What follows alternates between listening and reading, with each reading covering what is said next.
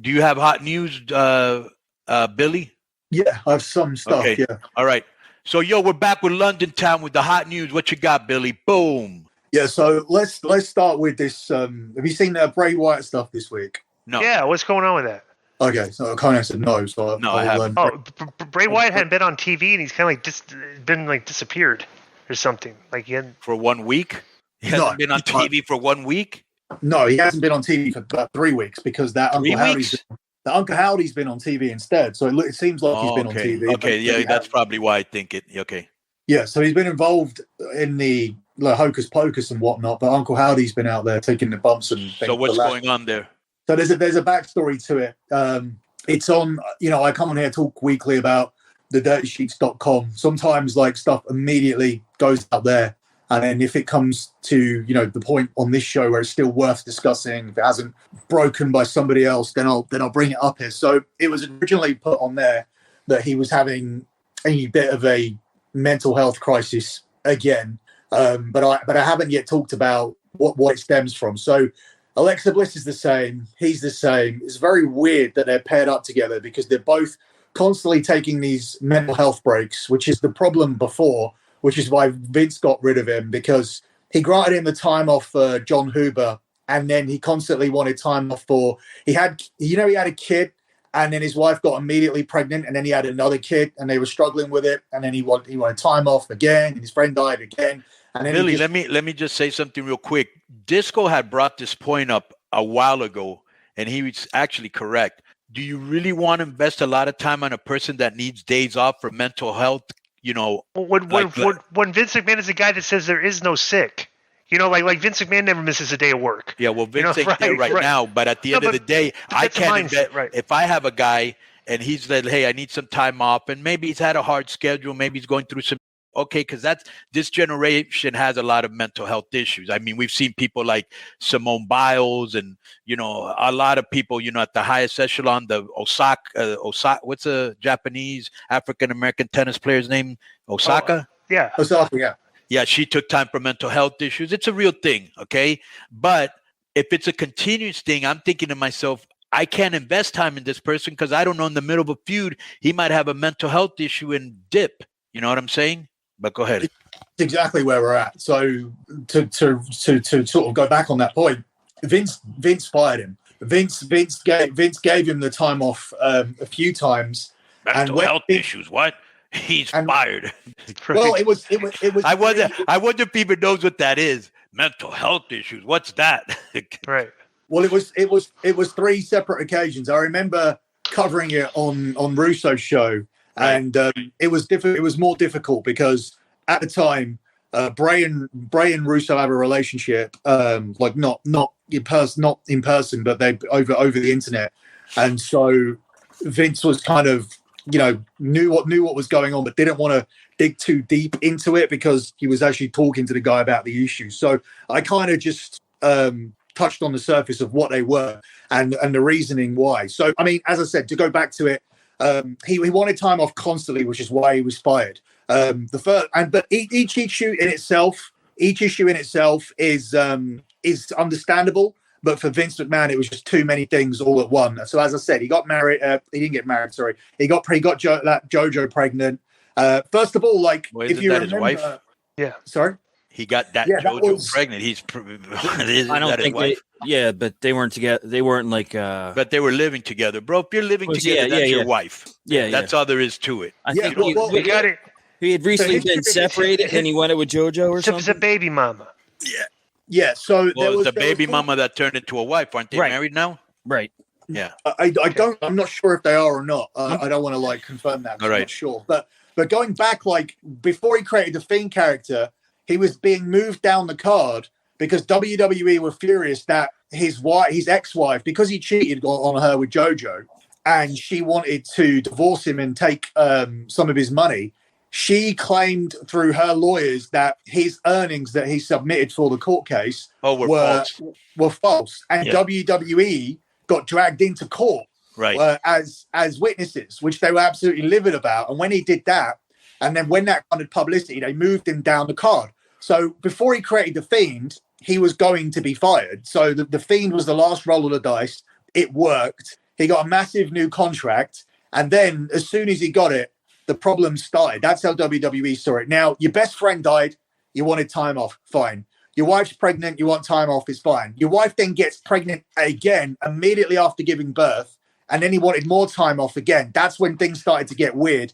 Then he came back. He was supposed to come back and work WrestleMania and told them that he wasn't ready. He didn't feel ready to come back. And then when he came back, he was massively overweight. So Vince jobbed him out at WrestleMania and fired him. So that's kind of the chronological timeline of before. So under Triple H, they hired him back. And the problem has been this. The top two, people think I hate Cody a lot. Like, I'm going to talk about. That doesn't Cody. sound like you like him. I'll talk. That's a very weird way of showing you don't hate him. Bro, there was this guy that he sent an email yesterday, right? And he was burying MJF. He was like, yeah, he's a midget. He's going bald. It's like, Yeah, just don't like the guy, right? Right. You can tell. I don't think you like Cody, but go ahead. I listen. I don't like where we're at, and I'll talk about it in a second. But it's not necessarily a news story. It's just a little bit of historical irony that I just want to bring to the table. That's all. But before I get to that, the top three merchandise sellers in the company at the moment are Bloodline, Cody, and Sammy. Right. The top three paid superstars in the company are Roman, Cody, and Bray. Bray Wyatt is nowhere near that. Wait, time out. Cody Rhodes is the second highest paid guy in the company? Yeah, Cody Rhodes on as far as guaranteed money, yeah. Wow. That's Cody Rhodes. I'm thinking about it, who else would it be? Because like if you look at the card, it's like probably everybody I imagine all the guys that are on TV are making very comfortable livings.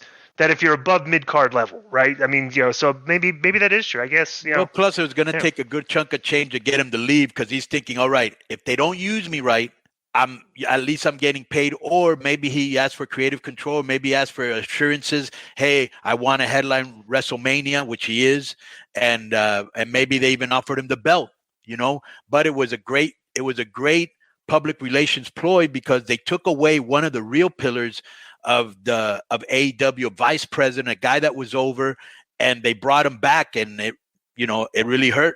It really hurt. That was the first guy to change teams, so to say. But go ahead.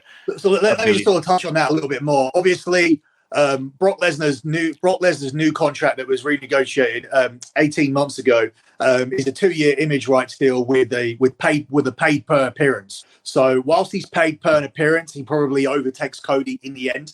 So that's worth noting that Brock is probably number 2.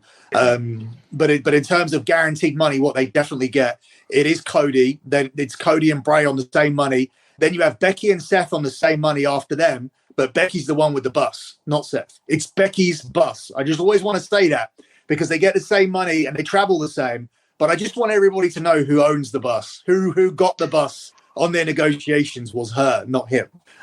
So I always like to chuck that in because it's true.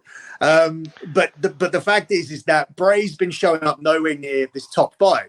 So there was a plan in place for Mania. And if you watch back on the little Bray Wyatt QR code videos and all that lot, you'll see that there was some hints in there about Brock Lesnar. Now, the plan was that Bray Wyatt very much wanted to work with Brock Lesnar. WWE thought that they could do this because Brock would be coming to the end of his contract and be willing to do these type of things. The interesting part is the storyline of working with Brock Lesnar is supposed to be that Brock Lesnar was only supposed to go to WrestleMania and beat the out of this Bray Wyatt character. So the storyline is supposed to be that they wanted a credible guy to beat this character to death so that Uncle Howdy can unleash the monster and we can unleash the new Bray Wyatt monster as a result of the beating. So he can go, I told you so, you need to unleash the monster. But the person who needs to unleash the monster is a character who's big enough to destroy the current Bray Wyatt. That's the story, right? So Brock Lesnar didn't want to do it. Brock Lesnar didn't want to work with him. When it came down to it, he said, I don't want to be involved in this. I don't want to work with this guy. And then in the end, we were fishing around for Brock Lesnar opponents, and we know where we ended up. So this resulted in Bray Wyatt having another mental health issue and not wanting to turn up to work. Whereas WWE said to him, Bobby Lashley will do the same thing. You can carry on in the same direction. Bobby Lashley's can do the same thing that Brock does, and we can carry on with your story. So my understanding is, whilst Bray's been out and while this is going on, what Vince wants to do is Vince and probably Nick Khan as well would like to bring back the Fiend character, because you have a $3.5 million investment with a bus and a part-time contract and everything else that Bray Wyatt gets. You're not charting in the top 5 merchandise sellers. You're not charting in the top YouTubers. You're not moving the needle on SmackDown. You're not moving any monetary metric where you should be for a $3.5 million per annum guy.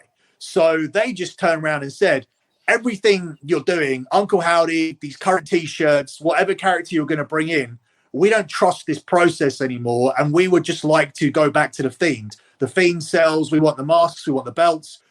We can do the whole story that you want to do, but we would like the result of this to subsequently be that the Fiend is unleashed as a result of this loss that you're going to take at WrestleMania. And I tell you how I got, and I tell you what's really interesting in Disco, you'll enjoy this, how I got this story.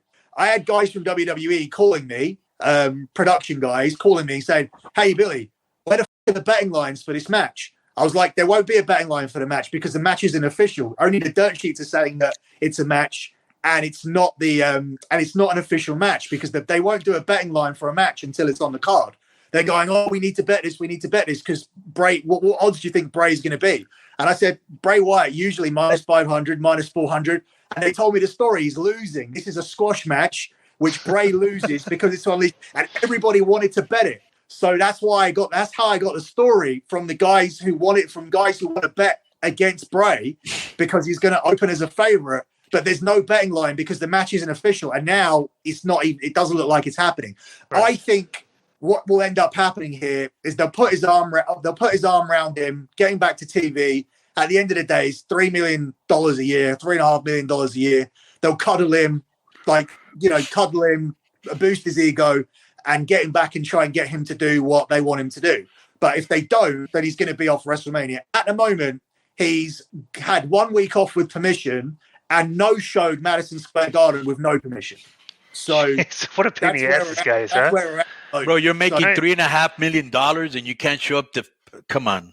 This guy's gonna learn a lesson, bro. They're gonna get rid of him, and you don't have your $3.5 million anymore. You're not making as much money, and you're gonna realize, well, it's not. It's a lot harder to get by when I'm not making that money. And it makes sense that if it is Vince and Tony, it does make sense. Go to the Fiend character, sell those masks. At one time, if you remember, Billy, you reported he was number 1 or number 2 top merchandise seller. But that's shown how cold this gimmick has gotten. People aren't buying it. LA Knight got over more than he did. Yeah. In that he did. Gimmick. Yeah, he did. What else you got? That's the thing about merchandise sales. Like we did a big bit on it on Russo Show. I don't think we did it as much here, but sometimes merchandise is done. Sometimes the averages of merchandise is different to sort of the quantity. Quantity basically means you're selling loads of stuff, but if you have loads of stuff, it's easy to sell stuff. That's a situation where Cody's in at the moment. If you look individually at the Sammy Uso T-shirt versus the main Cody Rhodes T-shirt that's available, Sammy is comfortably winning. But when you break down the fact that Cody has dog tags and autograph photos and everything else for sale, then Cody Rhodes is selling more merchandise. But he has 26 items on the website, and Sammy has about 5. So it's not really fair like that. But this is initially when they really got behind the Fiend, is when he had 5 or 6 bits out, and they were selling the out of it. Plastic mask, rubber mask, 2 T-shirts, $360 belt. Everything was sold out. Like that's the difference. Like now it's all still there. It's cold. It's cold as ice.